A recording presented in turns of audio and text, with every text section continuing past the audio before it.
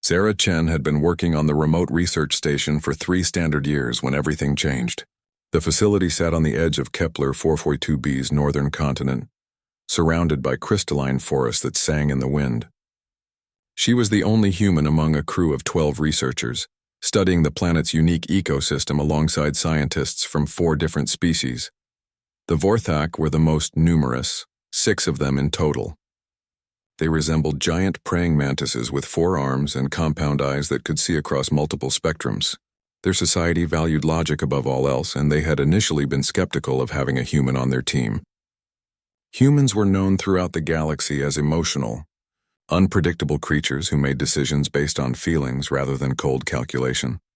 Dr. Zexthera, the lead Vorthak researcher, had made it clear from day one that Sarah was there on probation. "Your species lacks the mental discipline for proper scientific methodology," she had said during their first meeting. "We will observe your performance with interest." The other species represented were the Quillari, smooth-skinned amphibians who excelled at botanical studies, and the hegemonic Union's mechanical drones, which served as data collectors and environmental monitors. Each group worked in careful isolation, sharing findings only during mandatory weekly meetings.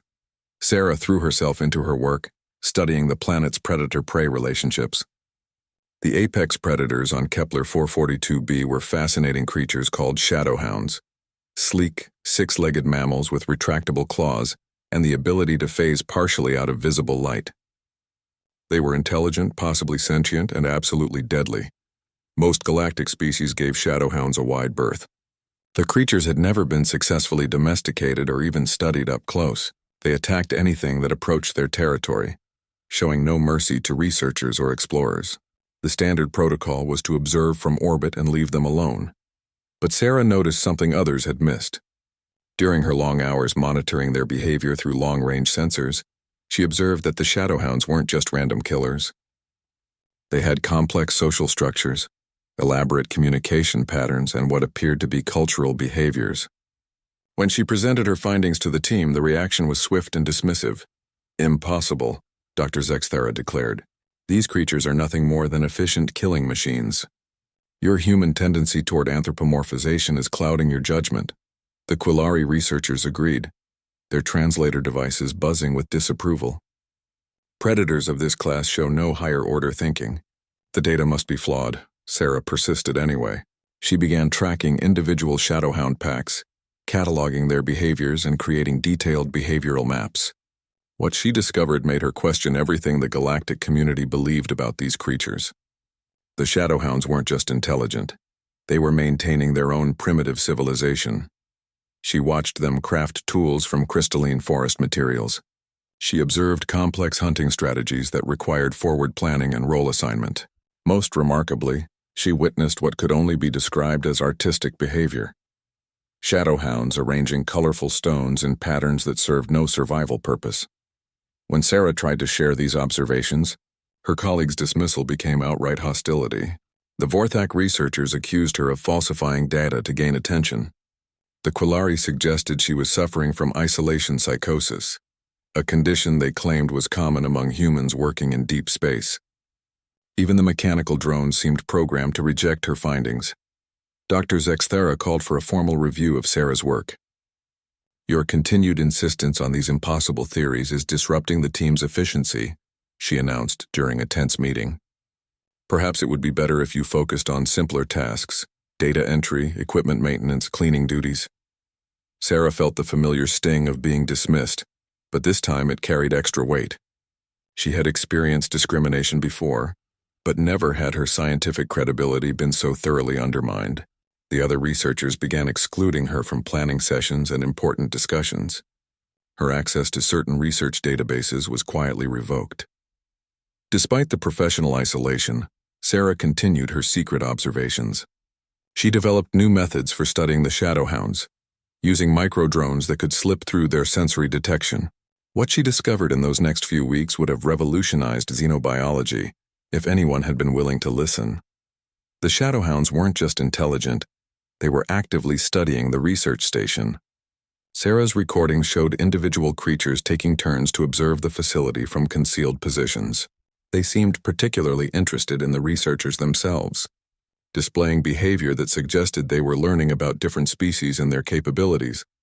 More disturbing was what appeared to be preparation activity. Large packs were gathering near the station, far more than the territory should have been able to support. They were stockpiling resources and engaging in what looked like tactical planning sessions. Sarah tried one final time to warn her colleagues. She compiled all her evidence into a comprehensive report and presented it during their weekly meeting. The response was immediate and devastating. "This is enough," Dr. Zexthera announced, her compound eyes glittering with what might have been anger. "Dr. Chen, your psychological state has clearly deteriorated beyond acceptable limits. I am recommending immediate psychiatric evaluation and removal from this project." The Kalari researchers made sounds of agreement, their skin shifting to colors that Sarah had learned indicated strong disapproval. "The human is clearly experiencing a breakdown. These fantasies about intelligent predators are growing more elaborate by the day." Sarah felt her heart sink as she realized no one would listen. She was completely alone, 6 light years from Earth, surrounded by colleagues who saw her as nothing more than an unstable liability. The loneliness was crushing, but it was overshadowed by a growing sense of dread. That night, as she lay in her small quarters reviewing her data one more time, Sarah noticed something that made her blood run cold. The Shadowhound gathering wasn't random, it was synchronized. Packs from across the continent were converging on their location, and they were doing it with military precision. She grabbed her emergency communicator and tried to contact the station's defense systems, but found her access codes had been revoked. Dr. Zexthera had already begun the process of having her removed from the project. Sarah was trapped, unable to warn anyone about the approaching danger that only she had been observant enough to detect. Outside her window, the crystalline forest sang its haunting melody in the alien wind, and somewhere in that song, Sarah thought she could hear the approaching footsteps of creatures that the galaxy had vastly underestimated. The attack came at dawn, during the shift change when the research station's automated defenses were briefly offline for routine maintenance. Sarah had been awake all night, watching her monitoring equipment and tracking the Shadowhound movements that no one else believed existed. When the first wave hit, she was the only person who wasn't caught completely off guard. The creatures moved like liquid darkness across the crystalline landscape. Their phase-shifting abilities allowed them to slip through the station's outer sensors undetected, and by the time the first alarm sounded, they were already inside the perimeter. Sarah watched through her window as sleek forms materialized from thin air, their 6 legs carrying them across the compound with terrifying grace. Dr. Zexthera's screams echoed through the communication system as she tried to coordinate a defense. "All personnel to emergency positions. This is not a drill. We are under attack by unknown hostiles." Sarah grabbed her emergency kit and ran toward the central laboratory, hoping to reach the others before it was too late. The corridors filled with the sound of breaking glass and tearing metal as the Shadowhound systematically dismantled the station's defensive barriers. These weren't mindless beasts. They knew exactly where to strike to cause maximum damage. The first body she found was Dr. Kethrin, one of the Quillari researchers. The amphibian lay in a pool of blue-green blood, his skin already beginning to gray in death. Claw marks across his torso showed that the attack had been swift and precise. Sarah had to fight back nausea as she stepped around the corpse and continued toward the main lab. She could hear the other researchers shouting in various languages, their universal translators struggling to keep up with panic-induced rapid speech. The Vorthak were clicking their mandibles in distress calls, while the remaining Quillari made high-pitched wailing sounds that hurt Sarah's ears. When she reached the laboratory, chaos greeted her. 3 Shadowhounds had cornered the surviving researchers against the far wall, their retractable claws extended and dripping with blood. Dr. Zexthera was trying to activate some kind of emergency beacon, but her forearms were shaking too badly to manipulate the controls properly. Sarah assessed the situation with the kind of cold calculation that humans were supposedly incapable of. The Shadowhounds were positioned to prevent escape through the main door, but they hadn't noticed the emergency vent access in the ceiling. If she could create a distraction, the others might be able to reach it. Without thinking about the consequences, Sarah grabbed a plasma torch from the nearby equipment rack and ignited it. The brilliant flame drew the Shadowhounds' attention immediately, their phase-shifting forms solidifying as they turned toward this new threat. "The ceiling vent," Sarah shouted to the others. "Go now." Two of the creatures bounded toward her with liquid motion, their claws scoring deep gouges in the metal floor. Sarah swung the plasma torch in wide arcs, forcing them back, but she knew it was only a temporary measure. These predators had evolved to hunt prey far more dangerous than a single human with an improvised weapon. Behind her, she could hear the other researchers scrambling toward the ceiling access. Dr. Zexathera's voice carried over the chaos. "The human is creating a diversion. Use this opportunity." The third shadowhound circled around, trying to flank Sarah's position. She spun to face it, but in doing so, left herself open to attack from the first two. Razor-sharp claws raked across her shoulder, tearing through her protective suit and drawing blood. The pain was immediate and intense, but Sarah forced herself to keep fighting. She managed to score a hit with the plasma torch, sending one of the creatures reeling back with singed fur. The smell of burned protein filled the air, and the wounded shadowhound let out a sound unlike anything Sarah had ever heard. Not quite a roar, not quite a scream, but something that seemed to carry actual meaning. That was when she realized the others had responded to the wounded creature's call. The sound wasn't random, it was communication. Even in the middle of a life-or-death struggle, her scientific mind cataloged this crucial piece of evidence. More shadowhounds poured into the laboratory, but instead of immediately attacking, they seemed to be coordinating their efforts. Some positioned themselves to cut off escape routes while others flanked the remaining researchers. This wasn't a feeding frenzy. It was a tactical operation. Dr. Zexathara and two other survivors had reached the ceiling vent, but they were struggling to open it with their wounded appendages. The Kalari researcher was barely conscious, leaking vital fluids from multiple claw wounds. The Vorthax compound eyes were cracked, limiting her vision. Sarah made a decision that would haunt her for the rest of her life. Instead of trying to follow the others to safety, she turned back toward the shadowhounds and activated every piece of electronic equipment she could reach. Lights flashed, alarms blared, and energy readings spiked as she overloaded the laboratory's power systems. The creatures reacted with obvious discomfort to the sensory assault, their phase-shifting abilities flickering erratically. Sarah used their momentary confusion to grab an emergency flare gun and fire it directly into the station's oxygen recycling system. The explosion that followed wasn't large, but it was enough to breach the laboratory's atmospheric containment. Emergency protocols activated immediately, sealing off the damaged section and cutting power to prevent further damage. In the sudden darkness and chaos, Sarah heard the distinctive sound of the ceiling vent finally opening. When the emergency lighting flickered back on, she was alone with the shadowhounds.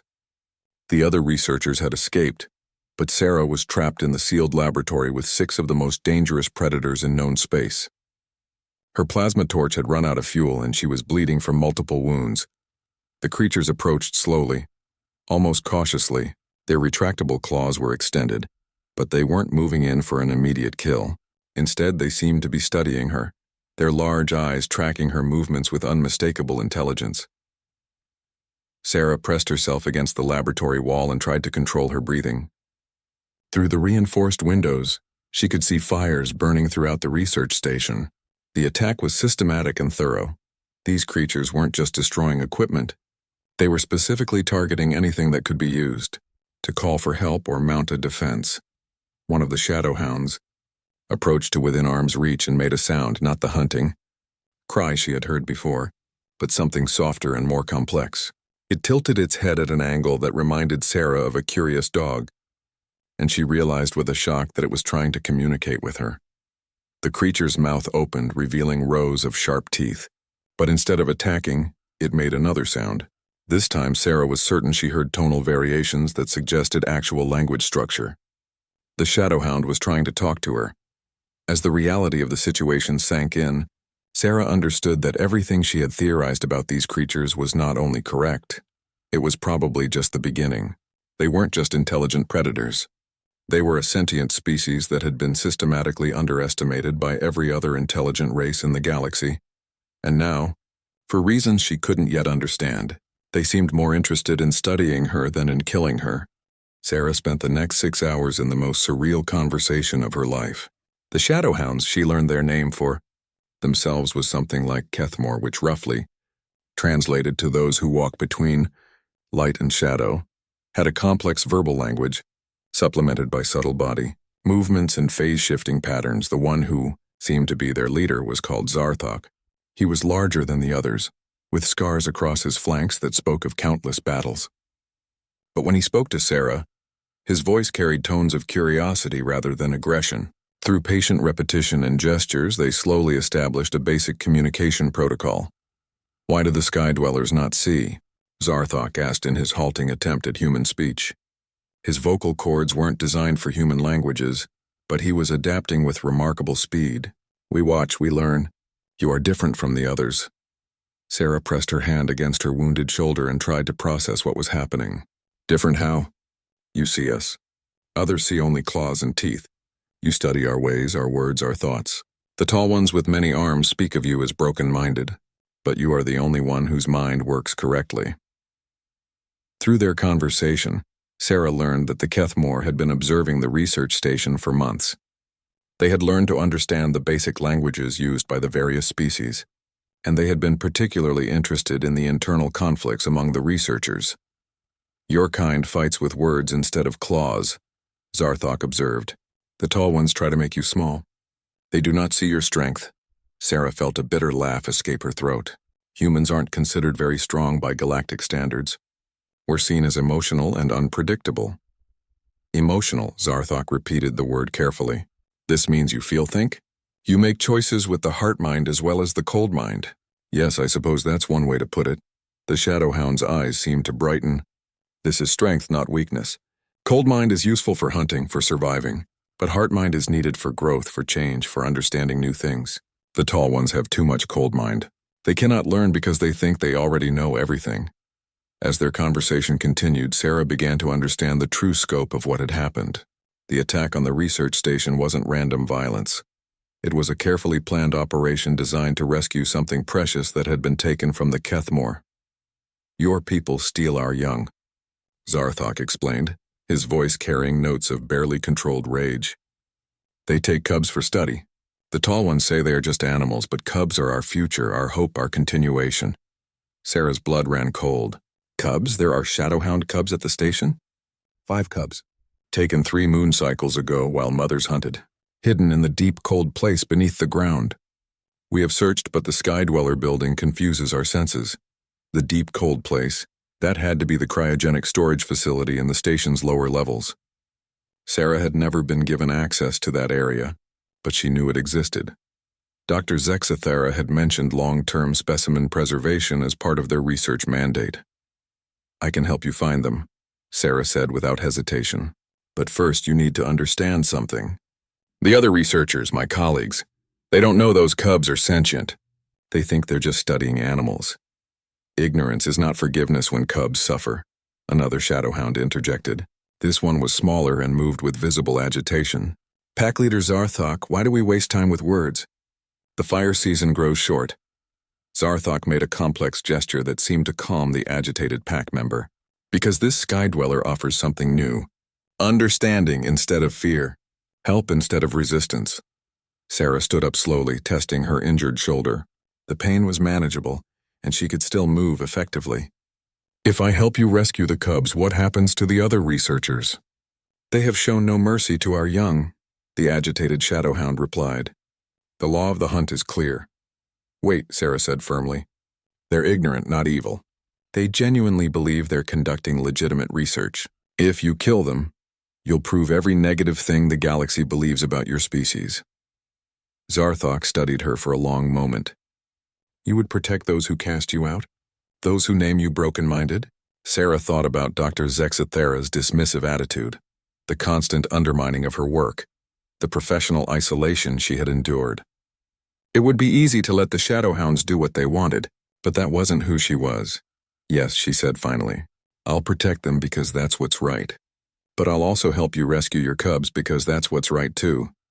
"This is the heart-mind thinking," Zarthok observed with what might have been approval. "You choose difficult path instead of easy path. This is why your species survives despite physical weakness."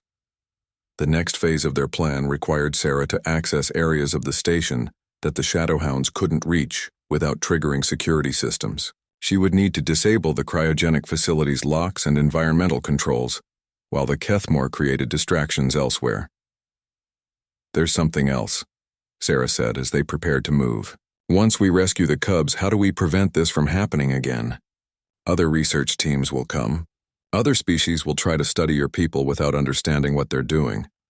"This is long thinking," Zarthok replied. "We have considered this problem for many season cycles. Perhaps now we have an answer. A sky dweller who understands both sides." Sarah felt the weight of what he was suggesting.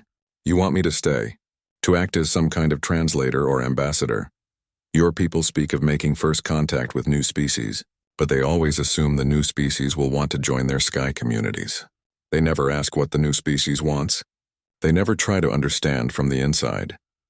As they moved through the damaged station, Sarah realized that she was witnessing something unprecedented in galactic history. The Kethmore weren't just intelligent, they were offering a completely different model for interspecies relations. Instead of the hierarchical system favored by the Galactic Council, they were proposing something based on mutual understanding and respect. But first, they had to rescue 5 cubs from a research facility that didn't even know it was committing kidnapping, and they had to do it without starting an interspecies war that could spread across multiple star systems. Sarah checked her access codes one more time and hoped that Dr. Zexithara's anger hadn't extended to completely locking her out of the station's systems. 5 young lives depended on her ability to navigate the complex politics of scientific research and species prejudice. Behind her, 6 deadly predators moved with silent purpose through corridors that had been designed to keep them out. Ahead of her lay a confrontation with everything she had been taught about interspecies relations and the nature of intelligence itself. The cubs were waiting in the cold darkness below, and Sarah was the only one who could bridge the gap between 2 completely different ways of understanding the universe. The descent to the cryogenic facility felt like traveling into the heart of a nightmare. Sarah's access codes still worked, but each door they passed brought them closer to a confrontation she wasn't sure any of them would survive. The Shadowhounds moved behind her like living shadows, their phase-shifting abilities allowing them to become nearly invisible in the dim emergency lighting. Zarthok stayed close to Sarah's side, his massive form somehow managing to move without making a sound. "The cold smell grows stronger," he whispered. "Cubs are near." Sarah's portable scanner showed 5 life signs in the facility's main chamber, but the readings were weak and irregular. Whatever the research team had done to sedate the cubs, it was affecting their vital signs. Sarah felt a surge of anger that surprised her with its intensity. "Stay back until I can assess the situation," Sarah told the Shadowhounds as they approached the final security door. "If there are researchers down here, we need to handle this carefully." The facility's main chamber was a sterile nightmare of metal and glass. 5 cylindrical containers dominated the center of the room, each one filled with a blue-tinted suspension fluid. Inside the containers, Sarah could see small forms floating in artificial sleep. The cubs were barely the size of house cats, their fur pale and their phase-shifting abilities completely suppressed by whatever chemicals kept them unconscious. Dr. Velthari, one of the surviving Quillari researchers, stood at a control console making notes on a data pad. Her skin was showing the mottled colors that indicated deep concentration, and she was so focused on her work that she didn't notice Sarah's entrance. "Dr. Velthari," Sarah said quietly, trying not to startle the amphibian researcher. The Quillari turned, her large eyes widening with surprise. "Dr. Chen? What are you doing here? This facility is restricted, and Dr. Zexthera specifically revoked your access." "What are those?" Sarah pointed to the containers, already knowing the answer but needing to hear it spoken aloud. "Specimen containers. We're preserving examples of the local predator species for detailed study. These juveniles were collected during a routine survey mission. They show fascinating adaptations that could revolutionize our understanding of—" "Those aren't specimens," Sarah interrupted. "They're children. Stolen children." Dr. Velthari's skin shifted to colors that indicated confusion and mild offense. "Dr. Chen, your psychological evaluation clearly indicated that you've developed an unhealthy attachment to these creatures. They're predators, nothing more. Dangerous animals that pose a threat to research operations." Sarah felt something shift inside her chest, a cold rage that she had never experienced before. They have language. They have culture. They have families that are mourning the loss of these cubs. Impossible. The behavioral analysis clearly shows The conversation ended when Zarthok materialized from the shadows behind Dr. Velthari. The Quillari researcher had time for one startled gasp before massive claws pressed against her throat. "Do not move, Sky Dweller," Zarthok rumbled in his approximation of galactic standard. "Your people have taken our cubs. This is death crime by the laws of any thinking species." Dr. Velthari's skin went completely white with terror. "It talks," she whispered. "By the depths it actually talks. I talk, I think." "I grieve for stolen young," Zarthok replied. "You study my cubs like they are objects. You fill them with cold sleep poison and ignore their cries. This is what you call science?" Sarah moved quickly to the control console, scanning the readouts that showed the cub's vital signs. The sedative cocktail was complex, designed to suppress neural activity while preserving basic biological functions. But some of the readings looked wrong. "How long have they been in suspension?" Sarah asked. 14 standard days, Dr. Velthari replied, her voice shaking. "The preservation protocols require—" "These readings show neural degradation," Sarah interrupted. "You're damaging their brains. That's impossible. The suspension formula is perfectly calibrated for this species' physiology." Sarah felt her heart sink as she studied the data more carefully. "No, it's calibrated for non-sentient predators. You're using the same protocols you would use for preserving animal specimens, but their brains are structured differently, more like ours than like simple predators." Zarthok's grip on Dr. Velthari tightened slightly. "What does this mean?" "It means the longer they stay in suspension, the more permanent damage occurs to their cognitive functions," Sarah explained. "They might survive, but they might not be themselves anymore." The sound that came from Zarthok was unlike anything Sarah had heard before, a low, keening wail that seemed to carry the grief of an entire species. The other shadowhounds in the chamber responded with similar sounds, and suddenly the air was filled with a chorus of mourning that made Sarah's bones ache. "Can you reverse it?" Zarthok asked when the sounds faded. "Can you wake them safely?" Sarah studied the control systems, trying to understand protocols that she had never been trained to use. "I think so. But the revival process is delicate. If we do it wrong, we could kill them. And if we do nothing, they die slowly, losing themselves piece by piece." Dr. Velthari spoke up, her scientific curiosity apparently overriding her fear. "You're saying these creatures are actually sentient? That they have individual personalities and cognitive abilities comparable to galactic standard species?" "Not comparable," Sarah corrected. "Different but equally valid. They have their own language, their own culture, their own way of understanding the universe. What you've done here is equivalent to kidnapping 5 children from their families." The Quillari researcher's skin showed rapid color changes that indicated emotional turmoil. But the behavioral assessments, the cognitive tests, they showed no signs of higher intelligence. "Because your tests were designed to measure intelligence the way your species understands it," Sarah explained while she worked on modifying the revival protocols. "You tested for tool use, mathematical reasoning, symbolic communication, all the things that matter to technological civilizations. But the Shadowhounds have different priorities. They're intelligent in ways that your tests couldn't measure." Sarah began the delicate process of altering the chemical mixture in the first container. The cub inside was the smallest of the 5, and its vital signs were the weakest. If the revival process was going to work, she needed to start with the most fragile and work her way up. "Dr. Velthari," Sarah said without looking away from the controls, "I need you to monitor the neurological readings while I adjust the suspension fluid. Can you do that?" The Quillari researcher hesitated, glancing nervously at Zarthok. Yes, but Dr. Chen, if Dr. Zexathera discovers that I helped with unauthorized procedures—" "Dr. Zexathera is going to have bigger problems to deal with," Sarah replied grimly. "When word of this gets out, and it will get out, every species in the galactic community is going to have to reconsider their assumptions about intelligence and sentience." As Sarah worked to save the cubs, she realized that this moment would change everything. The Shadowhounds weren't just another species to be cataloged and studied. They were a civilization that had been hiding in plain sight, dismissed as mere predators by species too arrogant to look beyond their own definitions of intelligence. The first cub began to stir in its container, tiny claws flexing as consciousness slowly returned. Sarah held her breath and prayed to whatever gods might be listening that she wasn't too late to save them all. Behind her, Zarthok watched with an intensity that seemed to burn through the air itself. Everything depended on the next few minutes. The lives of 5 cubs, the future of 2 species, and the possibility of a new kind of relationship between civilizations that had never tried to truly understand each other. The first cub's eyes opened with the cloudy confusion of someone waking from a deep, drug-induced sleep.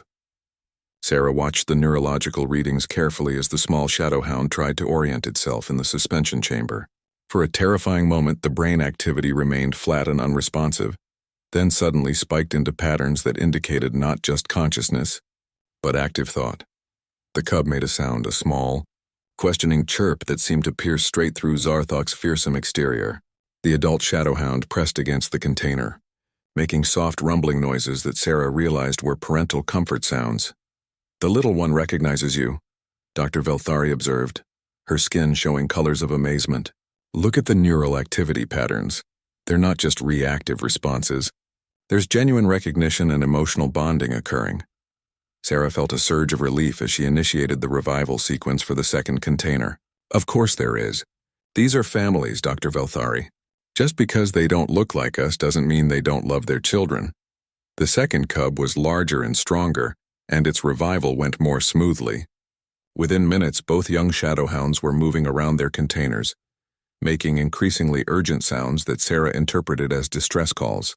They wanted out of the confining spaces, and they wanted their families. "We need to drain the containers," Sarah said, but slowly. "Their systems need time to readjust to normal atmospheric pressure." As she worked on the third container, alarms began sounding throughout the facility. Emergency lights flashed red, and an automated voice announced that unauthorized personnel had been detected in restricted areas. "Dr. Zexthara must have discovered we're here," Dr. Velthari said nervously. "She'll be sending security teams." Zarthok's pack members positioned themselves at the chamber entrances, their phase-shifting abilities making them nearly invisible in the flashing emergency lighting. Sarah could hear sounds of movement in the corridors above, multiple footsteps and the distinctive clicking of Vorthak mandibles. "How much longer?" Zarthok asked, his attention divided between the revival process and the approaching threat. "At least 20 minutes for the remaining 3, Sarah replied. "Maybe more if their systems are too damaged." The third cub's revival was more difficult. Its neurological readings showed significant degradation from the extended suspension, and Sarah had to carefully adjust the chemical mixture multiple times before achieving stable brain activity. When the small creature finally opened its eyes, they remained unfocused and confused. "This one has suffered damage," Sarah told Zarthok quietly. "I don't know how extensive it is, but there will likely be permanent effects." The adult shadowhound's expression was unreadable, but Sarah could sense the grief radiating from him like heat from a forge. "You did what you could. The fault lies with those who took them." Footsteps echoed in the corridor outside, and Sarah could hear Dr. Zexithera's voice issuing orders. "Seal all exits. We have a contamination breach in the cryogenic facility. Unknown predators have infiltrated the secure areas." "Contamination breach," Dr. Velthari repeated with bitter irony. "Is that what we're calling kidnapping now?" The fourth cub's container drained successfully, but when Sarah opened the seal, the small shadowhound didn't move. Its eyes were open but vacant. The neurological damage was severe, possibly total loss of higher cognitive functions. "I'm sorry," Sarah whispered to Zarthok. "I was too late for this one." The pack leader gently lifted the damaged cub from its container, cradling it against his chest with infinite tenderness. The small creature made no response, its eyes staring at nothing. "The mind is gone, but the heart still beats. We will care for this one as long as life remains." Sarah began working on the final container, but her hands were shaking now. The weight of what had been done to these children, because that's what they were, children, was crushing. The galactic research community prided itself on ethical standards and careful protocols, but those standards had been designed by and for technological species that couldn't imagine intelligence taking different forms. The last cub was the largest, almost adolescent-sized. Its container had slightly different readings, and Sarah realized with growing horror that this one had been subjected to additional experimental procedures.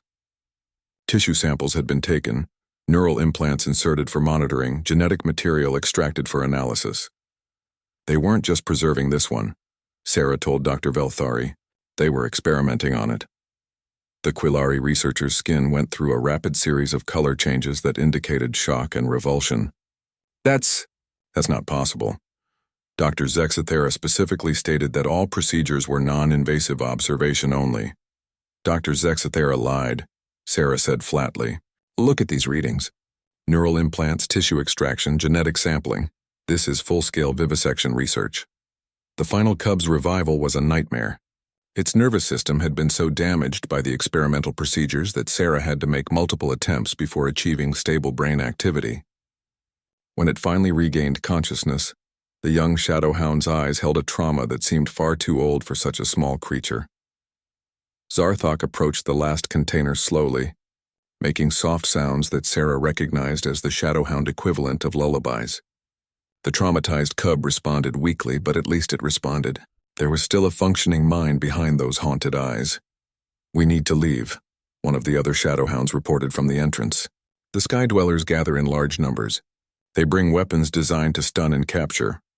Sarah looked around the chamber one final time, memorizing the evidence of what had been done here. 5 cubs stolen from their families, subjected to procedures that would constitute torture if performed on any recognized sentient species. The galactic community would need to answer for this, but first they had to get the survivors to safety.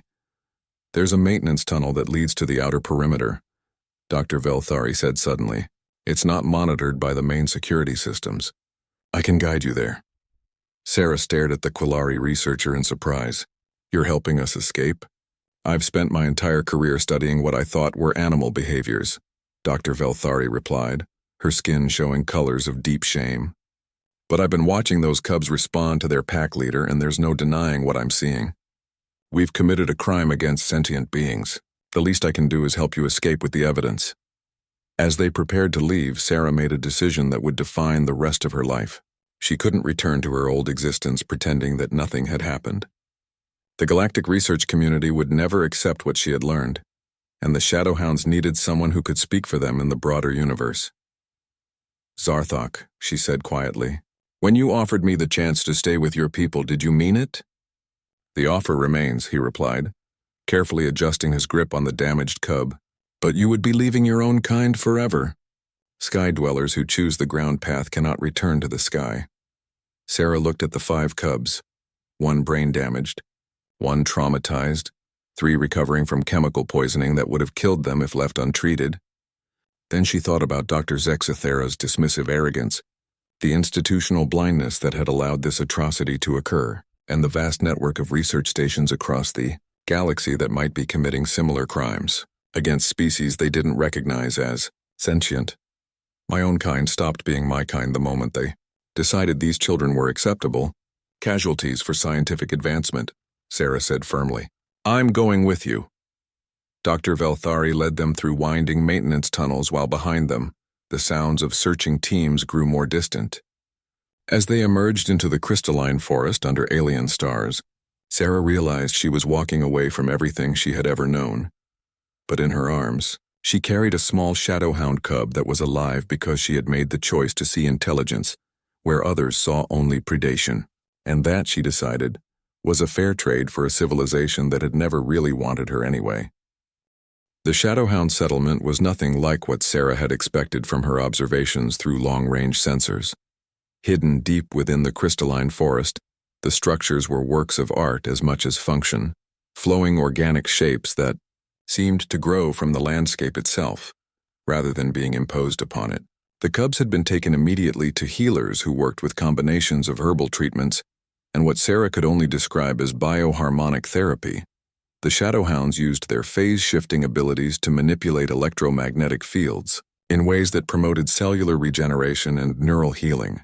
It was technology, but technology based on biological capabilities rather than mechanical tools. Sarah spent her first week learning the basics of Shadowhound communication and social structure. What she discovered challenged every assumption she had made about intelligence and civilization. The Kethmore had developed a society that was simultaneously more advanced and more organic than anything in the galactic community.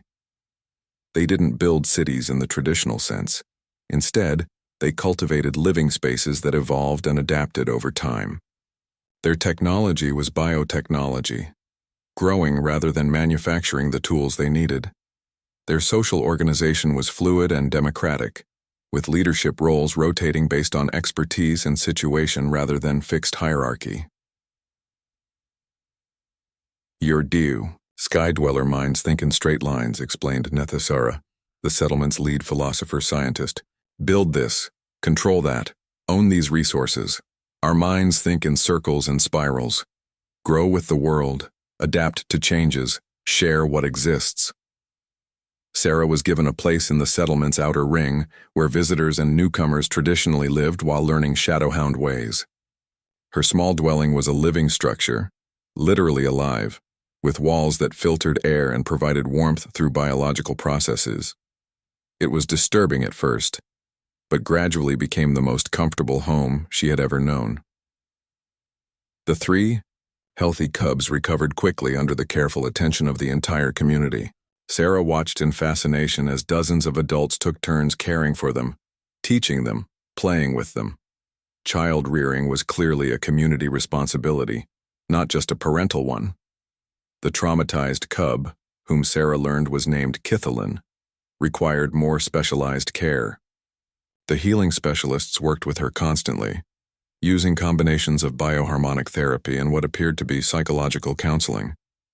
Sarah was amazed to observe therapy sessions where adult shadowhounds helped the young one process her experiences through elaborate storytelling and ritual exercises. The brain-damaged cub presented a more complex challenge. Mortek would never be the same as his littermates, but the community adapted around his limitations with a grace that brought tears to Sarah's eyes. Special roles were created for him, tasks that played to his remaining strengths while accommodating his cognitive disabilities. He was never treated as broken or defective, just different, requiring different approaches. In Skydweller society, what happens to those whose minds work differently? Nethasara asked during one of their philosophical discussions. Sarah thought about institutional care, special education programs, and the subtle discrimination faced by those with cognitive disabilities. "We try to help them," she said carefully. "But often we see them as problems to be solved rather than people to be accommodated." "This is why your societies remain small," Nethasara observed. "You waste the gifts of those who think differently." Mortek sees patterns that others cannot see. His understanding of crystal song vibrations surpasses even our best sound shapers. Different minds bring different wisdom. As the weeks passed, Sarah began to understand the true scope of Shadowhound civilization. What she had observed from the research station was just one small community. The Kethmore had settlements across multiple continents, connected by communication networks that used the planet's crystal formations as natural transmitters. They had known about the galactic community for decades, observing ship movements and studying the behavior of research teams, but they had deliberately chosen isolation, recognizing that contact with technological civilizations typically resulted in exploitation or forced assimilation. "We learned from the history of other worlds," Zarthok explained during an evening gathering. "Sky dwellers arrive with promises of mutual benefit, but they always want to change us into copies of themselves. They cannot accept that intelligence takes many forms." Sarah was learning to speak fluent Kethmore, and she discovered that their language contained concepts that had no equivalent in any galactic tongue. They had dozens of words for different types of awareness, each describing a unique way of perceiving reality.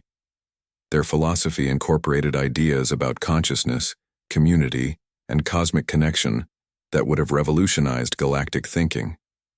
But they also had practical technologies that surpassed anything in the galactic community. Their bioharmonics could cure diseases that galactic medicine couldn't treat. Their agricultural methods could feed populations without depleting soil or requiring artificial supplements. Their energy systems worked in perfect harmony with natural planetary cycles. "Why don't you share these advances?" Sarah asked during a council meeting where she had been invited to observe. "You could help billions of beings across the galaxy." "And what would happen to us?" replied Sothmira, one of the elder council members. "Sky dwellers would demand access to our knowledge. They would send researchers, diplomats, traders, colonists. Our young would be offered opportunities to study in sky schools. Our lands would be developed for mutual benefit. Within a generation, we would be curiosities in museums teaching our traditional ways to tourists. Sarah couldn't argue with the assessment. She had seen it happen to indigenous cultures on Earth and other worlds. Contact with galactic civilization was rarely as beneficial for the contacted as it was for the contactors. But there was another problem developing that made isolation increasingly impossible. The rescue of the cubs had been noticed. Dr. Velthari had returned to the research station with her report about Shadowhound intelligence, and the galactic scientific community was in an uproar. Some researchers were calling for immediate contact protocols and formal first contact procedures. Others were demanding expanded research programs to study this newly recognized sentient species. Military strategists were assessing the potential threat posed by an unknown technological civilization.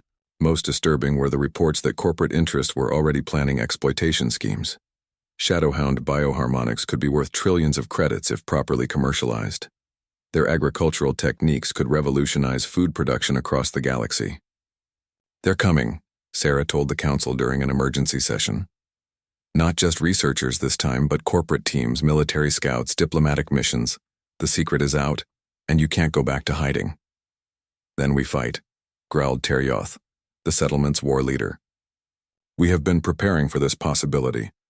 Our warriors know every tree, every stone, every shadow in these lands. Let them come. Fighting will only confirm every negative stereotype about your species," Sarah argued. "They'll label you as hostile predators and use military force to subdue you. You'll lose everything." "And if we do not fight, we lose everything anyway," Teryoth replied. "Sky dwellers do not negotiate with those they consider weaker. They only understand strength."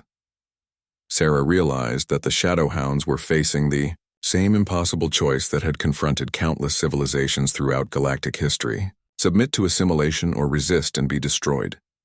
There had to be another option, but finding it would require thinking in ways that neither species had ever attempted. "What if we could change the terms of contact?" Sarah suggested.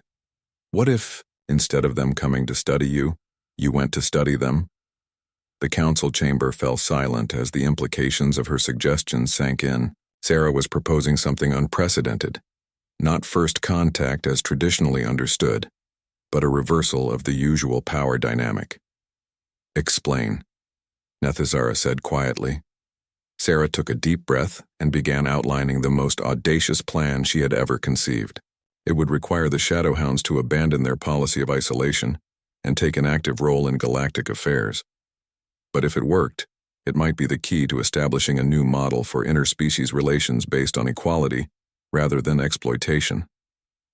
The fate of an entire civilization hung in the balance, and Sarah was the only one who understood both sides well enough to navigate the treacherous waters ahead. The plan Sarah proposed was audacious beyond anything the galactic community had ever seen. Instead of waiting for researchers and corporations to arrive and dictate terms, the Shadowhounds would make their own contact with galactic civilization. But they would do it on their terms, with their own agenda, and with Sarah as their cultural interpreter. 3 months after the rescue of the cubs, a small Shadowhound delegation accompanied Sarah to the nearest galactic station, a massive trading hub called Nexus 7 that served as a neutral meeting point for dozens of species. Their arrival caused an immediate sensation. Zarthok led the delegation, along with Nethazara and 2 other specialists chosen for their expertise in xenobiology and interspecies communication. They wore no technology that the galactic species would recognize, carried no weapons, and made no aggressive gestures. But their mere presence caused panic throughout the station. "Unregistered sentients have bypassed all security protocols," the station's AI announced. "Species classification unknown. Threat assessment inconclusive." Sarah stepped forward, wearing the formal robes of a galactic diplomatic interpreter. She had spent weeks learning the proper protocols and procedures. And now she put that knowledge to use. "I am Dr. Sarah Chen, certified xenolinguist and cultural specialist," she announced to the gathering crowd of station security and curious onlookers. "I present the delegation of the Kethmore people, a sovereign sentient species requesting formal recognition under Galactic Council protocols." The reaction was immediate and chaotic. News of the Shadowhounds' intelligence had spread throughout the scientific community, but seeing them in person was different. These weren't specimens to be studied.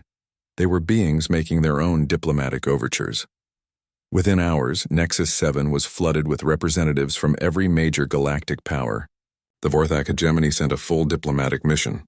The Quillari Assembly dispatched their best xenobiologists. Human Space Command deployed a cruiser to monitor the situation. But the Shadowhounds had prepared for this response. They had studied galactic politics and law for months, learning every protocol and regulation that governed first contact situations. When the various powers tried to assert authority over the proceedings, the Kethmore delegation was ready. "We invoke Article 15 of the Galactic Species Recognition Treaty," Nethys Ara announced through Sarah's translation. "As a previously uncontacted sentient species, we claim the right to autonomous diplomatic representation and the protection of our sovereign territory." The legal implications were staggering. If the Shadowhounds were recognized as a sentient species, and there was no longer any doubt about their intelligence, then every research operation conducted on their world had been a violation of galactic law. The corporate interests that had been planning exploitation schemes found themselves facing potential war crimes charges.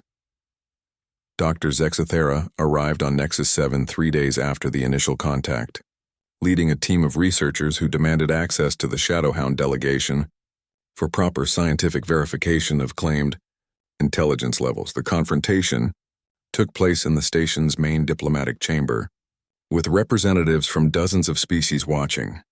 Sarah found herself face to face with her former colleague for the first time since the rescue mission.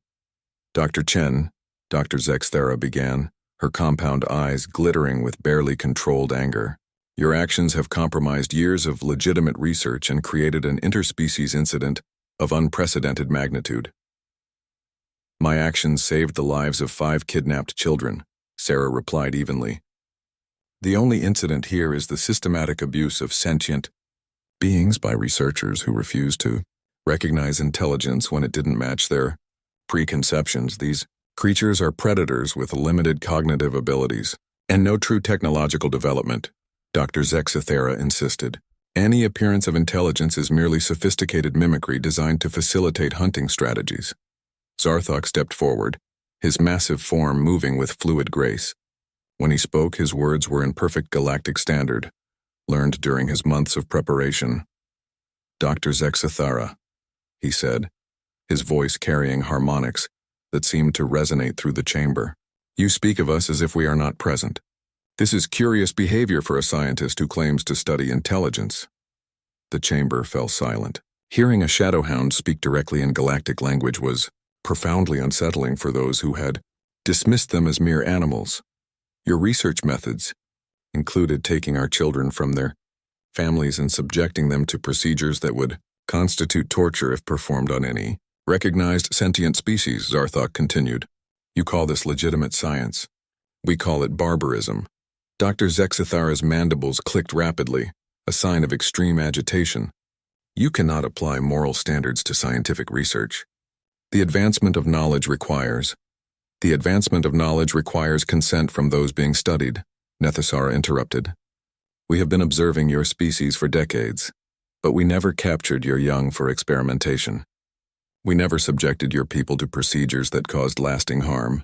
This is the difference between science and violation." The debate that followed lasted for days and became known as the Nexus Protocols, the first formal diplomatic exchange between the galactic community and a species that had chosen its own terms for contact. The Shadowhounds presented evidence of their civilization that stunned the assembled delegates. They shared bioharmonic technologies that could revolutionize medicine, agricultural techniques that could end food shortages on dozens of worlds, and energy systems that worked in perfect harmony with planetary ecosystems. But they offered these advances as trade goods, not as gifts or subjects for study. "We will share our knowledge," Zarthok announced during the final session, "but only with species that recognize our sovereignty and agree to our terms for interaction. We have seen what happens to civilizations that give freely of their gifts. They become subjects rather than partners." The terms the Shadowhounds proposed were revolutionary. Instead of joining the galactic community as a junior member, they demanded equal status.